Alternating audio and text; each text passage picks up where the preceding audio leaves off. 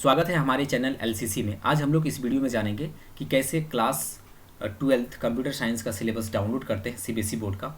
तो CBSE board के syllabus computer science का डाउनलोड करने के लिए सिंपली आपके सिस्टम में ब्राउज़र ओपन रहना चाहिए। इस तरह से आप ब्राउज़र को ओपन कर लेंगे। क्रोम ब्राउज़र को ओपन करने के बाद यहाँ पर सर्च करेंगे CBSE syllabus computer science class 12th, इस तरह से आप सर्च करेंगे। यहाँ पर इस तरह से टाइप कर देंगे और ये टाइप करने के बाद आप सर्च कर देंगे, इंटर बटन प्रेस करेंगे अपने कंप्यूटर में। तो इस तरह से देखिए जो पहला पीडीएफ आ रहा है ना, तो कुछ इस तरह से आ रहा है। यहाँ पर आप देख सकते हैं, यहाँ पर 11th लिखा हुआ है, तो इससे घबराने की बात नहीं है। 11th लिखा हुआ, इसी में 12th का भी सिलेबस है। यानी कि यहाँ पर आप क्लिक करेंगे तो ये पीडीएफ ओपन हो जाएगा। और पीडीएफ जैसे हम यहाँ पर क्लिक करते हैं तो क्लिक करने के बाद क्या होगा कि पीडीएफ ओपन होगा और इसी पीडीएफ में आप नीचे जाएंगे तो यहाँ पर 12th कंप्यूटर साइंस का आपको सिलेबस मिलेगा। 12th कंप्यूटर साइंस का सिलेबस आपको मिल जाएगा। नीचे जाएंगे तो आपको यहाँ पर देखने को मिल जाएगा 12th कंप्यूटर साइंस का सिलेबस। तो इस तरह से हम नीचे चले जाते हैं,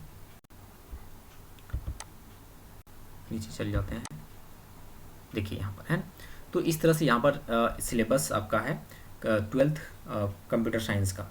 तो इसको आप डाउनलोड कर सकते हैं। डाउनलोड करने के लिए सिंपली यहाँ पर एक बटन दिख रहा है, इसमें आप क्लिक करेंगे। जैसे यहाँ पर क्लिक करेंगे तो ये डाउनलोड हो जाता है।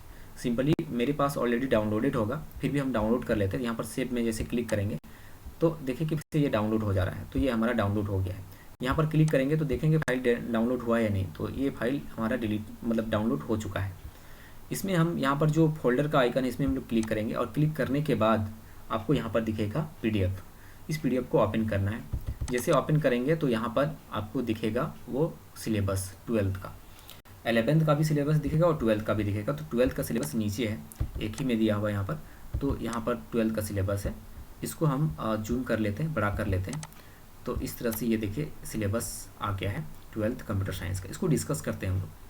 जो भी स्टूडेंट जो सीबीएसई बोर्ड का है 12th CBSE board 12th computer science CMS का, तो उसके लिए बहुत ये इंपॉर्टेंट चीज़ है कि सिलेबस को समझना। पहले तो कंप्यूटर साइंस का 12th का सिलेबस को आप समझिए कि सिलेबस में कौन कौन सा यूनिट है, कौन सा टॉपिक है और क्या क्या पढ़ना है, कितना नंबर का प्रैक्टिकल होता है, कितना नंबर का थ्योरी होता है। ये बहुत ही इंपॉर्टेंट चीज़ है जानना। तो चलिए हम लोग जानते हैं कि कितना मार्क्स का थ्योरी है, कितना मार्क्स का प्रैक्टिकल है और कौन कौन सा टॉपिक इसमें पढ़ना होता है। तो स्टार्ट करते हैं। तो सबसे स्टार्टिंग में देखते हैं यहाँ पर कि क्या है कि यहाँ पर देखेंगे मार्क्स डिस्ट्रीब्यूशन लिखा हुआ है और यहाँ पर यूनिट नंबर लिखा हुआ है, यूनिट नेम लिखा हुआ है। यूनिट नंबर यानी यूनिट कितने यूनिट है इसमें, 3 यूनिट है। यूनिट 1, 2, 3, ये 3 यूनिट है। पहला जो यूनिट है, पहला यूनिट का नाम है कंप्यूटेशनल थिंकिंग एंड प्रोग्रामिंग 2। यानी कि प्रोग्रामिंग 1 था 11th क्लास में और यहाँ पर प्रोग्रामिंग 2 है, यानी उसी का एडवांस वर्जन है। यानी कि जो आप पाइथन प्रोग्रामिंग वहाँ पर 11th क्लास में पढ़े होंगे, वही सेम उसी का थोड़ा सा एडवांस वाला जो वर्जन है ना, आपको यहाँ पर पढ़ना है। तो ये पहला यूनिट है। इसका दूसरा यूनिट है कंप्यूटर नेटवर्क, जो कि बहुत ही इंपॉर्टेंट चीज़ है। ये बहुत ही इंपॉर्टेंट यूनिट है कंप्यूटर नेटवर्क की। नेटवर्क कनेक्शन कैसे होता है, इसमें कौन कौन सा मीडिया का यूज होता है, गाइडेड मीडिया या अनगाइडेड मीडिया। गाइडेड मीडिया वो हो गया जिसे वायर से कनेक्शन करते हैं।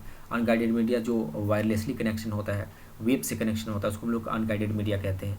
और उसमें नेटवर्क डिवाइस हो जाता है। उसमें नेटवर्क कितनी टाइप्स का होता है, 1G 2G 3G 5G में क्या अंतर है, क्या डिफरेंस है, ये सारा चीज़ हम लोग पढ़ते हैं कंप्यूटर नेटवर्क है। कंप्यूटर नेटवर्क ये बहुत ही इंपॉर्टेंट यूनिट है।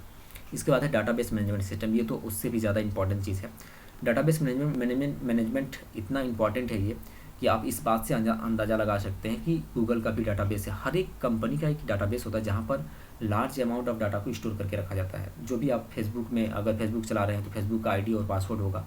वो ID पासवर्ड कहीं ना कहीं फेसबुक का सर्वर में जाके सेव होता है।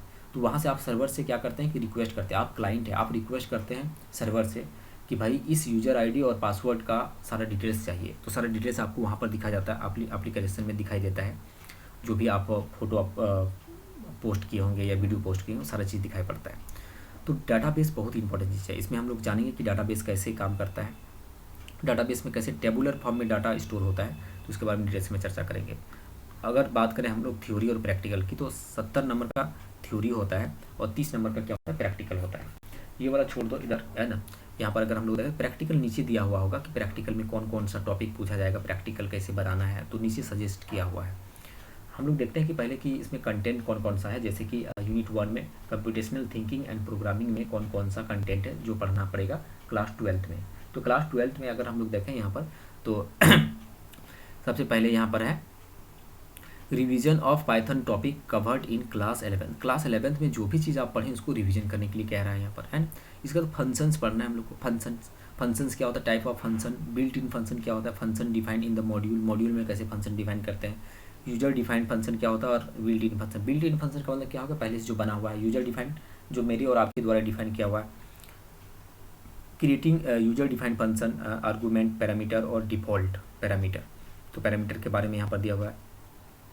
इसके बाद क्या है, positional parameter, functional returning value, इसके बारे में दिया हुआ है। Flow of execution, scope of a variable, global variable क्या होता है, स्कोप क्या होता है, लोकल स्कोप क्या होता है, इसके बारे में डिटेल्स में दिया हुआ है। इसका एक्सेप्शन हैंडलिंग दिया हुआ है। एक्सेप्शन हैंडलिंग कैसे करते हैं हम लोग, इंट्रोडक्शन वाला उसका पार्ट है। And handling the exception using the try exception finally, in try block और ये एक्सेप्शन फाइनली ब्लॉक का यूज कैसे करते हैं हम लोग, हैं। तो इसका उपयोग करते हुए इसको समझना है, मतलब इसको डिटेल्स में आपको पढ़ना होता है। Introduction to file and types of file, file कितने तरह का होता है, फाइल के बारे में हम लोग पढ़ते हैं। इसका बाद टेक्स्ट फाइल क्या होता है, उसके ओपनिंग और क्लोजिंग मोड क्या होता है, ओपनिंग मोड क्या होता है, आर का राइटिंग मोड होता है, राइटिंग मोड होता है, रीडिंग मोड होता है। तो ये सारा चीज़ अपेंडिंग मोड होता है। तो ये अपेंडिंग मोड भी हम लोग को पढ़ना है। ये फाइल को कैसे ओपन करते हैं, क्लोज करते हैं, इसके बारे में है। बाइनरी फाइल क्या होता है उसके बारे में है। इसके बाद है यहाँ पर CSV फाइल क्या होता है, डाटा स्ट्रक्चर जो बहुत ही इंपॉर्टेंट चीज़ है। स्टैक क्या होता है, स्टैक डाटा स्ट्रक्चर, जिसमें हम लोग इसमें बहुत ही बेहतरीन कॉन्सेप्ट का यूज़ करते हैं हम लोग। इसमें हम लोग यूज़ करते हैं लिफो कॉन्सेप्ट का यूज़ करते हैं कि लास्ट इन फर्स्ट आउट, यानी कि LIFO, यानी कि इस सीक्वेंस में डाटा स्टोर होता है कि लास्ट में जो इन होगा डाटा वही फर्स्ट में आउट होगा। इस तरह का ऑपरेशन हम लोग, और उसमें कई तरह का फंक्शन होता है, उसका उपयोग करना हम लोग सीखेंगे। इसके बाद इस स्टैक में जो बहुत इंपॉर्टेंट फंक्शन, एक पुश होता है, पॉप होता है।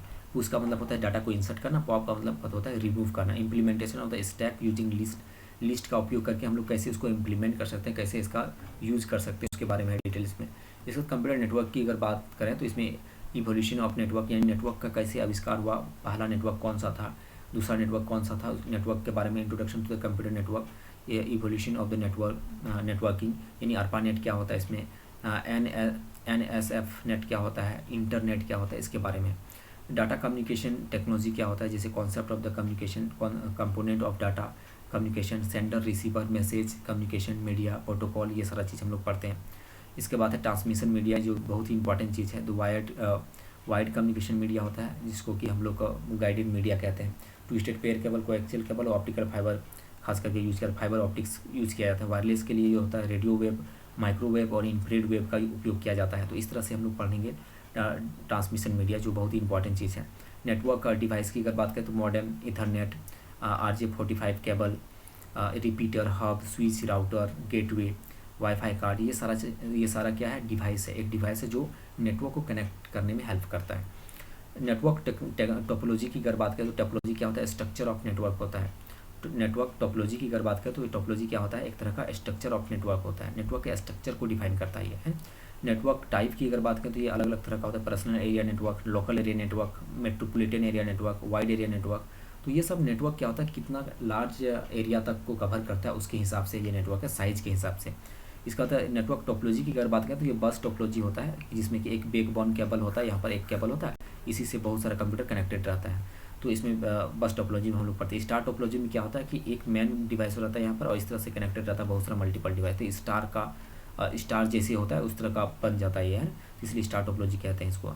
इसका ट्री टोपोलॉजी, तो ट्री टोपोलॉजी में क्या होता है, एक फर्स्ट में एक स्पेशल नोड होता है, नोड मतलब कंप्यूटर, और यहाँ पर ऐसे नोड होता है, इस तरह से ये ट्री आकार का इस तरह से बनता चला जाता है। तो इसके बारे में हम लोग डिटेल्स में पढ़ते हैं। इसका नेटवर्क प्रोटोकॉल के बारे में, प्रोटोकॉल क्या होता है, सेट ऑफ रूल्स होता है किसी भी डाटा को ट्रांसफ़र करने का, कुछ रूल्स रेगुलेशन होता है उसके बारे में, जैसे कि HTTP hyper text transfer protocol है, फाइल ट्रांसफ़र प्रोटोकॉल है ना। इसके बाद सिंपल मेल ट्रांसफ़र प्रोटोकॉल है, TCP/IP ट्रांसफ़र कंट्रोल प्रोटोकॉल है ना। पोस्ट ऑफिस प्रोटोकॉल है। तो बहुत सारा यहाँ पर जो भी यहाँ पर प्रोटोकॉल है उसके प्रोटोकॉल को डिटेल्स में हम लोग पढ़ते हैं। Introduction to the web service, web service के बारे में WWW का फुल फॉर्म क्या है, इसको कौन आविष्कार किया था, इसका यूज़ क्या है, यूज़ के बारे में पढ़ते हैं। HTML का यूज़ क्या है, जो वेब एप्लीकेशन खास करके एक वेबसाइट बनाने के लिए इसका उपयोग किया जाता है, तो उसके बारे में हम लोग थोड़ा सा पढ़ते हैं। XML के बारे में पढ़ते हैं। इसके बाद डोमेन नेम्स के बारे में, डोमेन नेम्स क्या होता है, URL मतलब वेबसाइट है, वेबसाइट के बारे में, वेब ब्राउज़र के बारे में, वेब सर्वर और वेब होस्टिंग के बारे में हम लोग पढ़ते हैं। तो इसके बाद ये हमारा क्या होता है, नेटवर्क वाला जो चैप्टर होता है कंप्यूटर नेटवर्क कंप्लीट हो जाता है। इसके बाद नेक्स्ट अगर हम लोग बात करें तो नेक्स्ट यहाँ पर यूनिट 3 में डाटाबेस मैनेजमेंट। डाटाबेस मैनेजमेंट क्या होता है, ये कॉन्सेप्ट होता है डाटाबेस का। डाटाबेस मैनेजमेंट में क्या होता है कि डाटाबेस जहाँ लार्ज अमाउंट ऑफ डाटा को रखा जाता है उसको हम लोग डाटाबेस कहते हैं। और मैनेज करने के लिए जो कोई ना कोई टेक्नोलॉजी का जरूरत पड़ेगा, कोई ना कोई सॉफ्टवेयर का जरूरत पड़ेगा, उसको हम लोग क्या कहते हैं, DBMS कहते हैं, डाटाबेस मैनेजमेंट सिस्टम कहते हैं, डाटाबेस मैनेजमेंट सिस्टम कहते हैं। तो इस तरह से होता है। इसमें क्या होता है कि टेबुलर फॉर्म में सारा डाटा स्टोर होता है और उस टेबल को बनाने के लिए कुछ कमांड्स का जरूरत पड़ता है। और कमांड बेस्ड लैंग्वेज एक होता है स्ट्रक्चर्ड क्वेरी लैंग्वेज, यानी कि वो स्ट्रक्चर को डिफाइन करता है कि कोई भी डाटा का स्ट्रक्चर क्या होगा, स्ट्रक्चर कैसे होगा, टेबुलर फॉर्म में होगा। तो टेबुलर फॉर्म में स्ट्रक्चर को डिफाइन करने का काम करता है SQL, इसका शॉर्ट में हम लोग कहते हैं SQL। तो SQL हम लोग पढ़ते हैं, DBMS एंड SQL को हम लोग डिटेल्स में पढ़ते हैं।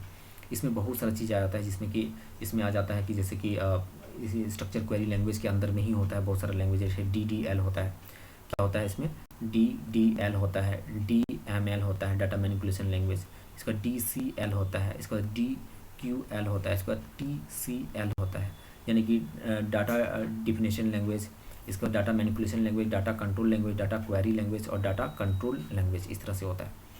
Transaction control language, T4 transaction control language, तो इस तरह से होता है। तो इसके बारे में इसमें हर एक लैंग्वेज में कुछ कमांड रहता है जिसके मदद से हम लोग टेबल को क्रिएट करते हैं, अपडेट करते हैं, डिलीट करते हैं, कुछ उसमें टास्क परफॉर्म करते हैं और हमारा ये डाटाबेस इस तरह से कंप्लीट हो जाता है। तो डाटाबेस में ऐसे है। इसका तो नेक्स्ट अगर हम लोग बात करें तो डाटाबेस में हम लोग सॉफ्टवेयर का यूज करते हैं और एक बहुत इंपॉर्टेंट सॉफ्टवेयर है वो थी MySQL। इस सॉफ्टवेयर की मदद से हम लोग टेबल क्रिएट करते हैं और टेबल क्रिएट करके उसमें टास्क परफॉर्म करते हैं कि कैसे टास्क परफॉर्म किया जा सकता है। ठीक है, तो ये बहुत ही इंपॉर्टेंट चीज़ है। इसके बाद नेक्स्ट अगर हम लोग बात करें तो यहाँ पर प्रैक्टिकल दिया हुआ है, जो 30 मार्क्स का प्रैक्टिकल होगा तो कुछ इस तरह से होगा कि पाइथन पर 60% लॉजिक उसमें लिखना पड़ेगा। हर एक प्रोग्राम में लॉजिक होता है ना, वो लॉजिक आपको आना चाहिए। इसका 20% डॉक्यूमेंटेशन और 20% कोड क्वालिटी, यानी कि कोडिंग कैसे करते हैं आपको वो चीज़ देखा जाएगा।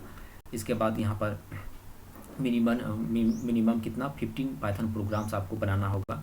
Minimum 5 sets using the 1 table और 2 टेबल, यानी कि SQL क्वेरी बनाना पड़ेगा, SQL का कमांड लिखना पड़ेगा और उसमें से टेबल क्रिएट करना पड़ेगा।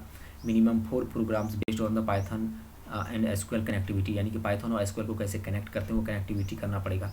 प्रोजेक्ट बनाना पड़ेगा आपको, है ना, जो क्लास 11th और 12th में सीखे हैं उसको एक कंपाइल करके एक प्रॉपर प्रोजेक्ट बनाना पड़ेगा और वाइवा भी होगा। तो इस तरह से ये आपका ये यहाँ पर ब्रेक किया हुआ है, 30 नंबर जो है इस तरह से मिलेगा आपको। तो ये प्रैक्टिकल वाला भाग है। प्रैक्टिकल भी सजेस्ट यहाँ पर किया होगा जो पाइथन प्रोग्रामिंग में आपको जो पढ़ना है। तो read a text file line by line and display each word separated by the has. तो यहाँ पर क्या है, कौन कौन सा प्रोग्रामिंग पढ़ना है, ये सारे प्रोग्रामिंग के बारे में यहाँ पर दिया हुआ है और ये सारा प्रोग्रामिंग हम लोग पढ़ सकते हैं। बहुत ही डिफ़िकल्ट प्रोग्राम नहीं है, सबको हम लोग पढ़ सकते हैं, एक एक करके बना सकते हैं, इसको यूज़ कर सकते हैं। जैसे डाटाबेस का भी प्रैक्टिकल वाला दिया है कि अल्टर करना, अल्टर मतलब क्या करना है कि न्यू एट्रीब्यूट का मतलब होता है कॉलम को मॉडिफाई करना है, ड्रॉप करना है, उसके लिए अपडेट करना है, या ऑर्डर बाय करना है, या तो डिलीट करना है, या तो ग्रुप करना है, उसके लिए है। मतलब टेबल में हम ये सारा डाटा में टास्क परफॉर्म कर सकते हैं, ये सब कमांड का यूज़ करके टास्क परफॉर्म कर सकते हैं। तो इस तरह से हम लोग कर सकते हैं। और अपना ये जो 12th का सिलेबस है कंप्यूटर साइंस का, 12th कंप्यूटर साइंस का सिलेबस को फाइनली हम लोग कंप्लीट कर सकते हैं इस तरह से। और नेक्स्ट वीडियो में हम क्या करेंगे कि इसका एक हर एक टॉपिक का, नेक्स्ट वीडियो में हर एक टॉपिक का एक मतलब वीडियो बना देंगे। जैसे कि यहाँ पर पहला जो यूनिट है, पहला यूनिट का कुछ वीडियोज़ रहेगा, पहला यूनिट का वीडियोज़ रहेगा और जो टॉपिक वाइज होगा, और क्लास 1-2 तक करके हम एक प्लेलिस्ट बना देंगे जो कि आप लोग के लिए हेल्पफुल होगा।